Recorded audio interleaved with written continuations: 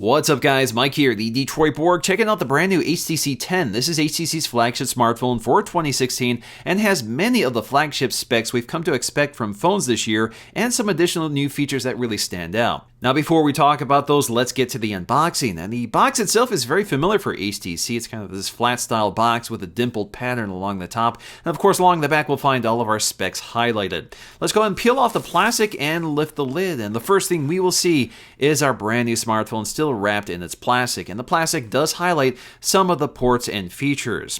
Of course, peeling it off, we get a very familiar HTC design, but it has been beefed up here. So HTC is one of my favorite designers in terms of smartphones. So they've done a really nice job with this all aluminum unibody design with this prominent chamfer along the back edge. Really good looking phone. It definitely stands out as one of the best looking phones on the market today. But before we talk about the phone, let's get to the accessories. So getting to the accessories, first thing we need to do here is lift up the tray. And beneath that, we'll find all of our neatly arranged and compartmentalized accessories. So removing that divider, we'll find our power adapter. This is a quick charge 3.0 adapter, which works with a USB Type-C cable included. So it's USB Type-A to USB Type-C to the phone. We also get a packet with paperwork. And on the top of that packet is a SIM ejection tool for your SD card slot and your SIM tray. The paperwork is pretty standard stuff in multiple languages. So getting back to the phone, let's take a close look around. So once again, we have this aluminum unibody design, very typical for HTC, which is separated at the top and bottom with these antenna strips. Now, one of the great things about this phone's design is that there is no text on the back of it, no regulatory information, so it keeps the design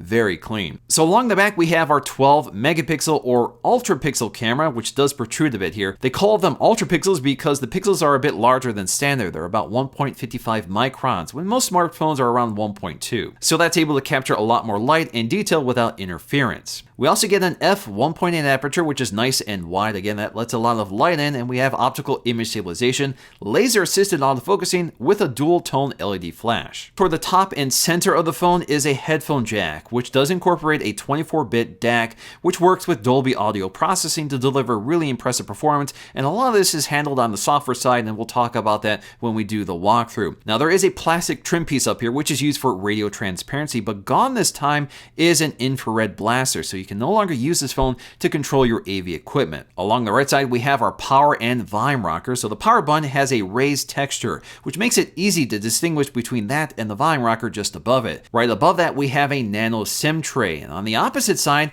we have a micro SD card slot, which supports up to 2 terabytes of storage. And the great thing here is that HTC does support adaptable storage on Android Marshmallow, which is nice to have. Now, my only complaint here is that these trays don't sit quite as flush as some other flagship smartphones. Toward the bottom of the phone, we have a USB Type-C connector, which supports Quick Charge 3.0 for faster charging. We also have a microphone in addition to one of the speakers. So the speaker toward the bottom acts as sort of a subwoofer. It's a lower frequency speaker, while the speaker on the front, or the earpiece speaker, acts as a tweeter. So the combination creates a more fuller, separated sound. So although it's not quite as good sounding as a set of front-facing stereo speakers like the ones from the previous generation, they do sound better than the average speaker. Now, the thing I've noticed here is that the down-facing speaker does most of the work. So if you cover that speaker, it really reduces the sound quality. Also toward the top of the phone are all the ambient light sensors and proximity sensor. We also have an LED notification light, and something that really stands out as a little unusual is this very large ultra pixel camera. This is a 5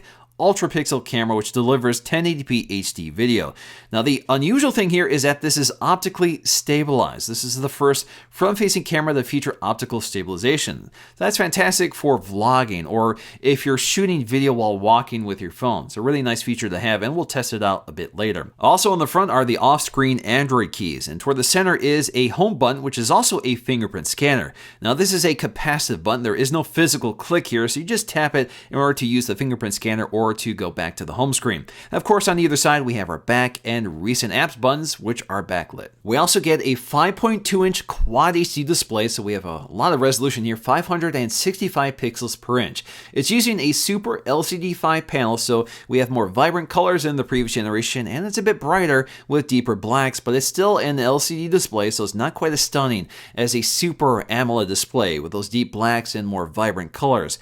It's not quite as bright as I would like to see compared to something like an iPhone, but you have a lot more resolution than an iPhone. So generally speaking, this is a really good looking display with a nice even backlight, and it is covered in Corning Gorilla Glass 4, so it should be fairly durable. In terms of specs, this phone comes pretty loaded. We have a Snapdragon 820 CPU, an Adreno 530 GPU, 4 gigs of RAM, and 32 gigs of internal storage. So in terms of benchmarks, we're seeing a single core score of around 2400, multi-core score of around 5200. That's pretty impressive results, and that's pretty standard for 2016 flagship smartphones. That's a big improvement over the M9 from last year, which almost doubles the single core score. So this means performance is fantastic on this device, especially since we're running Android 6.0 with a slimmed down version of HTC Sense, which is a little closer to the stock Android than before. So overall performance is really smooth and quick. Now in terms of our battery, we have a 3000 milliamp hour battery, which is good for about 5 hours of on-screen time at maximum brightness in my benchmark testing. That is right on target. That's what I hope to see with a phone of this size with this battery. Now in terms of camera quality, with these large pixels, the large aperture, optical image stabilization, and laser assisted autofocusing, we have a really impressive system, and it does deliver really solid results. It's one of the better cameras I've used. So in all lighting conditions, it's able to find focus thanks to laser assisted autofocusing, and with that wide aperture, it lets a lot of light in, which gives us also a really shallow depth of field. So you're able to get those really artistic blurred backgrounds. And because we have all of this light coming into the camera, it's able to find the right exposure for just about any situation. It doesn't overexpose the highlights or underexpose the shadows. Now this camera is really at home in low light situations. It's so sensitive that it's able to actually pick up the stars in a black sky. So I'm really impressed by that. I don't think I've ever seen a phone that can do that. So again, you get a lot of sensitivity without a lot of noise. Now there are some exceptions to this. So if you use any of the HDR functions, you tend to get a lot of color noise, or if you use the flash. So generally speaking, just use the camera's natural ability to capture the right light. Video is also excellent with 4K, and it is stabilized, and it delivers excellent results, and that camera is able to find the right exposure thanks to laser assisted autofocusing. Exposure looks great. Color looks great. My only complaint is that autofocusing tends to hunt around, and that's a problem with a shallow depth of field, because that basically means the camera has to focus more frequently. What's up guys, Mike here, the Detroit Borg, testing out the front-facing camera, the HTC 10, which is an ultra-pixel camera, which means it has really large 1.34 micron pixels, which lets a lot of light in. That combines with an f1.8 aperture, which again lets a lot of light in, and you have a good amount of detail and good exposure. Although the problem I seem to have here is that it doesn't do a very good job compensating for backlight, so it's not able to find my face and brighten up the exposure to focus on my face, so that would be a nice improvement. But of course, this is a stabilized camera, so I can get up and walk around, stomp around, and it's completely smooth, which is a big deal if you're really into taking selfie videos. So if you have a vlog or something like that, you can't really beat the HTC 10's front-facing camera. Next up, let's walk through the interface. So this is Android 6.0 with HTC Sense 8 UI on top of it, which is a little closer to stock Android than it was in previous generations. I really like the improvement here. Now there are a few quick launch gestures on the lock screen which are worth pointing out. So if you swipe down twice, this will launch into the camera app. So that's kind of useful to have, so you can quickly launch into the camera. If you swipe up, this will unlock the device, and in this case, it took me right back to the camera app I just opened. Now if you swipe to the right, this will launch into Blinkfeed. Of course, I do have to unlock it here in order to access that. Blinkfeed is a news aggregator. This also aggregates all of your social media feeds and calendar events. It's a utility I'll look at in just a moment here. Now if you swipe to the left, this will launch into the home screen. So it takes you directly to the home screen.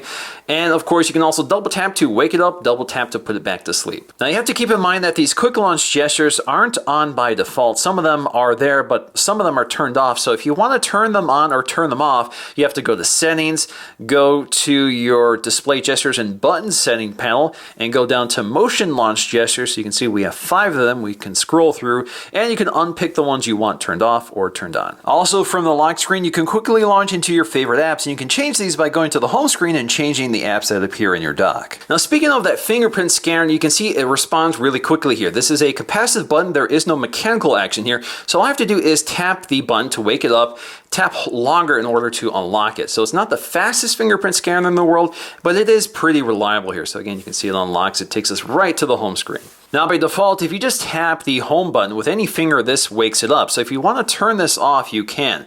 So what we're going to do is go to settings, go to fingerprint scanner, log in, and then we can go ahead and turn off wake up screen. So once we do that, you can see that when we tap that, it doesn't work. So checking out the home screen, if you swipe all the way to the right, you get to Blinkfeed. This is a feature we've had for quite a few years. You can swipe down to refresh it, but again, it plugs in all of your favorite news stories, your social media feeds, or whatever you have assigned to plug in information. Now you can modify this by going up to highlights. And this will allow us to see all of our Twitter feeds. So if you just want to see your Twitter posts, you can do that. If you just want to see the news stories, again, you can pick on that. Or you can just go to highlight and it aggregates everything according to chronological order. Now you can edit this by going to plus, and you can turn on or turn off certain features. So you can see your calendars plugged in here. You can add Google Plus if you want, or turn off Twitter and that sort of thing. Now if you don't want Blinkfeed at all, you can go to the home screen here, pinch in and out, grab your Blinkfeed page and take it up to remove. So this will turn it off. Now, if you want to add it, just go back to add Blinkfeed and it's back there. You can also set Blinkfeed as your home screen. So you just drag it up to set as home. So now when you go to the home screen, it takes you right to Blinkfeed. Of course, I don't want that. So again, I'm going to take my previous home screen and set it as home screen. So that's how you set these pages as home screens. Of course, you can also rearrange them if you want. Also from this screen, we can drag and drop our widgets to any one of our pages. We can also select our apps from here as well, or we can add shortcuts. So shortcuts, there's not a lot of them, but they include things like direct dial, direct message, directions, a shortcut to the Google Maps app, and more. Now Sense 8 really simplifies the drop-down notification shade. It's much closer to stock Android than it was in the previous generation, which is a good thing. I really like it here. So of course, we have quick setting toggles for a flashlight, do not disturb, and more. Again, you have all those settings here. So again, very close to stock Android 6.0. You can tap and hold on these to take you directly to the settings panel if you want. And we have a few features added that we haven't seen before, such as a calculator. Now this is a feature that's coming with Android N, so it's kind of nice to see HTC get a jump on stock Android. Now in terms of these Android keys, we have our home keys. If you tap and hold on it, this will take you to Google Now on tap. So this will scan the screen and then we'll do a search. Of course, you can also jump right to Google Now if you prefer. Now we have our recent apps key, and you can see it's pretty close to stock Android here. There really is no difference. We have a clear all button, and then we have search up top. Now if you tap and hold, this will bring up settings. So for right now, I'm on the home screen. It takes me right to my home screen settings, but if I'm within the Chrome app, I do the same thing. It brings up my settings for the Chrome app. So checking out the app drawer, this is very different from stock Android. So you can see we can scroll through our pages here, but we have lots of other options. So we can search our app drawer if we want. So we can search for whatever app we want, jump right to the Google Play Store to find new apps, which is very handy to have, I think, in an app drawer. You can also rearrange apps. So as you can see, a lot of these apps are in folders, which is nice. So if you want to rearrange apps within the app drawer without taking you back to the home screen, you have to go into this mode, and you can go ahead and drag and drop your apps into new folders or create new folders if you want. But if you look up top here, you can uninstall apps up here as well, or you can hide the app. So if you want to hide the app entirely, hides it from the app drawer and from the home screen, and then we can click done. So that's now invisible. Now if you want to see those apps again, you have to go to show or hide apps. And so you can see the apps that are hidden, and you can uncheck it if you want. You can also change the wallpaper for the app drawer. So we can go to change wallpaper here and select something else. So let's go ahead and select that, click apply, and then we have a specific wallpaper just for the app drawer. You can also change the layout here. So if you want to go with a custom layout, which keeps everything in their folders and wherever you last placed them, but you can also go with alphabetical, which strips them out of their folders and gives you this continuous list view. You can also go with most recent, so whatever was downloaded most recently will be up top. Customization seems to be a big story with the HTC 10 and Sense 8. And to get to it, just tap and hold on the home screen. This takes you to personalize.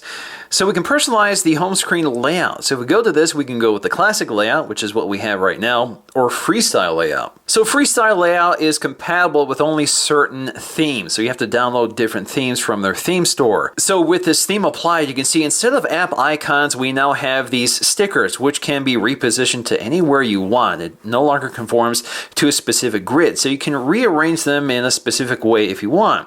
Now they're basically shortcuts to the app. So this takes you to the phone dialer if you want. Chrome, this takes you to the Chrome browser, and you can modify these. So tap and hold on this, and you can relink this sticker. So if we go to relink, this gives us the option to change the app that the sticker is associated with. So if you want to change it to the Hangouts, you can do that. There's other options here. So we can also have it to hide the label. So if you want to hide the labels, you can do that for that specific sticker. So again, it's just a more fun way of interacting with your home screen instead of a grid of apps. Alternatively, you can also use this theme in the classic layout. So let me go ahead and select classic layout, and there we go. So you have the theme elements like the icons and the wallpaper, but we have our standard app icons instead. You can also edit your current theme. So this allows you to change your wallpaper, your colors, your icons, the weather clock, your ringtones, notification tones, the fonts, and everything like that. So in terms of our settings panel, pretty standard stuff. We do have HTC Connect, which allows us to set up a server for connecting to other devices, like DLNA devices, which can have access to our media files if we want. But if you give it some time, you can see that we have a feature we haven't seen on Android before, and that is Airplay Support.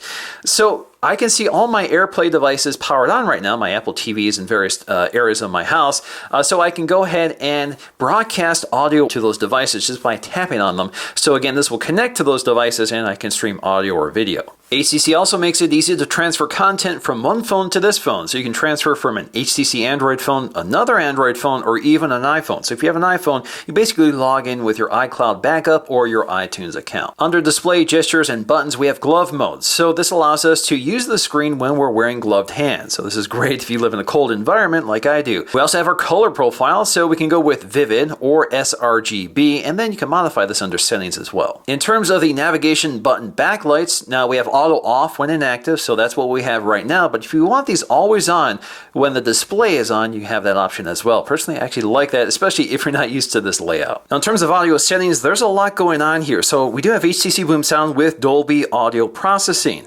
So right now I'm using the internal speakers, so I have music mode and theater mode, and I can toggle between those. Now when I'm playing something, that quickly appears in the drop-down notification sheet, so I can quickly toggle this if I'm using those speakers. Now if you connect a set of headphones, you do get different options here. So I can turn off processing if I don't want it at all, or I can go to settings and I can modify this. So I can go to personal audio profile and I can calibrate my headphones to my ears using this device. So I have two ways of doing this. I can use the quick method, which basically answers a bunch of questions like how old are you, what kind of music do you like to listen to, do you listen to music in a noisy or quiet environment, or I can listen to frequencies, and this will coach me through the frequency scale, and I basically adjust the volume until I can hear the frequency, and once you save that profile, you can basically save it for each set of headphones. Under power, this is where we'll find our power saving modes. So if we tap on this, we can actually modify how this behaves. So this can automatically kick in at certain battery levels. So right now that's set to 15%. We also have extreme power saving mode, which again you can activate from the drop down shade. And you can also modify when this kicks in at certain battery percentages. Next, I want to take a look at the Sense 8 keyboard because it has a lot going on here. Of course, we have tracing, so if you just want to quickly swipe text, you can do that. But if you look up here, let's go ahead and get this out of the way. We have this little icon that gets us to more features. That includes things like our voice keyboard in addition to a split keyboard for thumb typing if you want. You can go back to normal here. And you can see we can swipe between our two pages of options. You can edit, change your language, resize the keyboard. So if you go to resize, you can really maximize the size of the keyboard. You do have a fairly big minimum size. You can also shrink the keyboard from either the left hand or right hand side if you want a handable keyboard, and then you can also move it around, so again, lots of options. You can also theme out this keyboard, so you can download keyboard themes from the theme store, and there are a lot of them which are really vibrant, so if you want something really custom, you can go all out. Now in terms of the camera app, they keep the interface pretty simple here. You can pinch in and out to zoom, and it's really smooth and quick. Tap anywhere to focus. You can see you can adjust exposure manually if you want. Snap your photograph, tap and hold to take a burst shot. And of course, you can also modify whether you want the flash turned on or not, or set to auto mode. We also have HDR, so you can set that to auto or off. Now we can quickly jump between photo and video mode. So when we're in video mode, we can start recording, pinch in and out to zoom. We also have exposure, so if you want to adjust manual exposure, you can do that. Snap a photograph while recording video, pause it, and resume it if you want. Now if you swipe in from the edge, we can get to our modes, and there's quite a few modes to pick from. We have our photo mode, which includes quick access to these toggles for your resolution. So 4x3 at 12 megapixels is the best resolution, but if you want wide, you can go with something lower. We also have our Zoe camera, which records a 3-second video clip alongside the photograph, and when it's recording it, you can see we get the little animation on the shutter release. We also have the Pro mode, and Pro mode gives us manual controls for things like white balance, exposure, ISO levels, aperture, and our focus points. Now when you're in video mode, you can switch between 4K, Full HD, HD, which is 720p, QVGA, and MMS quality. So of course I want 4K. We can also turn on and turn off high-res audio. We also have hyperlapse and slow motion. Slow motion is 120 frames per second at 720p resolution. We also have our selfie, photo, or video cameras in addition to settings. And with settings, we can apply our geotags, we can turn off the shutter sound, turn on our grid. We have camera options here which expand out. So that gives us things like auto smile capture, voice capture, and more. So taking a look at the selfie camera, basically the same features that are available on the back camera are also available here, such as HDR, so you can set this to auto if you want. We have a flash as well, and this will basically flash the screen. You can also tap anywhere on the scene to adjust exposure and focus because we do have a focusing mechanism in here, so you can manually adjust that if you want. Swiping down, we have quick access to our modes such as selfie video and selfie photo, and if you want to jump to other options, you have that option by swiping to the right. Now, if you go to one of these other options like slow motion camera, this actually opens up the back camera and closes the selfie camera. So getting back to selfie, there are a few options here which are worth pointing out. So we have our timer, so if you want a 2-second, 5-second, or 10-second timer, we have that option. And then we have our makeup mode. So this sort of softens the details of your face if it can detect the presence of your face. And then you can also change the intensity of that feature here. So you get a slider that softens greater or less. Now quickly comparing the differences between the M9 and the HTC 10, obviously the big difference here is the display. So we go from a 5-inch 1080p display to a 5.2-inch Quad HD display. The new display is also brighter with more vivid colors with better off-axis viewing angles. We also lose the front-facing stereo speakers and gain off-screen Android keys and the fingerprint scanner. Along the back, we trade a 20 megapixel camera for a 12 ultra pixel camera, so bigger pixels, although there are less of them, and we also gain laser-assisted autofocusing. The headphone jack has also been relocated from the bottom of the phone to the top center. Next up, let's listen to the speaker quality to see if we can tell if there are any differences. What's up guys, Mike here at the Detroit Board, checking out the brand new LG G5. This is LG's flagship smartphone for 2016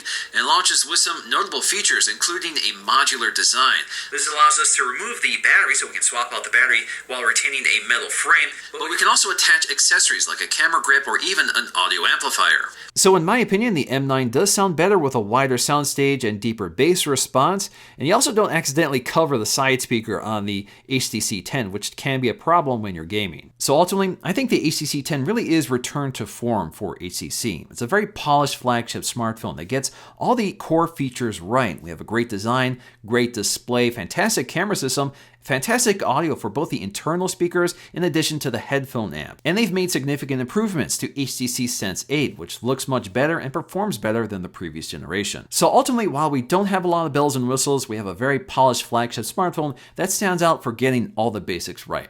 Alright guys, hope you enjoyed this video. If you did, please give it a thumbs up to let me know, and I'll see you again in the next video.